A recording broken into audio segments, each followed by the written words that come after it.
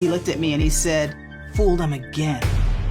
You don't often learn that your hero's the worst sorts of villain. This is just a sad day in the history of Black culture. It was just like, no, not Bill Cosby. It's tough being a sister saying, even though it scares me, you know now. I feel like I have to have this discussion. Not just on television. We thought we knew Cosby. We never knew Cosby.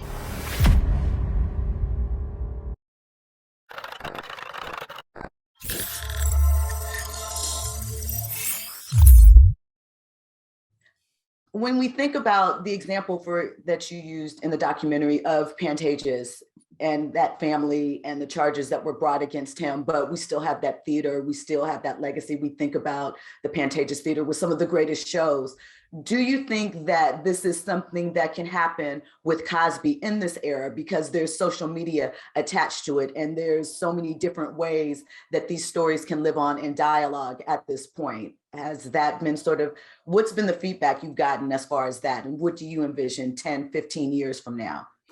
I mean, I think all entertainment eventually sort of dies on the vine. You know, like I think if most of us sit down and watch Gone with the Wind right now, we'd be like, this was a big deal, you know? So I think that we just have to understand that all this stuff starts to shrink in the distance. Even the greatest things of all time start to shrink. So I think that's just naturally going to happen. I think the challenge is, and that's why I've always been trying to be clear, and the documentary at the end is like, this is bigger than Bill Cosby. At first, this thing started as me being like, the question is, can we separate the art from the artist, and should we? Ultimately, that's between you and your own self, and I'll let you all handle that. We're all adults, and I'm not going to try to indict you for what you listen to or what you watch, as long as it is not actually a criminal thing you're listening to or watching. So that's fine. The bigger challenge is America, since its inception, has not supported specifically women, and of course, even more so Black women who are survivors of sexual assault and rape. And this Bill Cosby story is a way into that discussion. And shouldn't we all be invested in creating a society and dismantling a society that does not do a good job of protecting, healing, bringing justice to women who are survivors of sexual assault and rape? Again, Black women specifically, as we're talking about with this. And shouldn't we do a better job of raising people up in a society that if you see something happening that you think is hurting someone, that you have a place to go where you can say, hey, I just saw this person do something.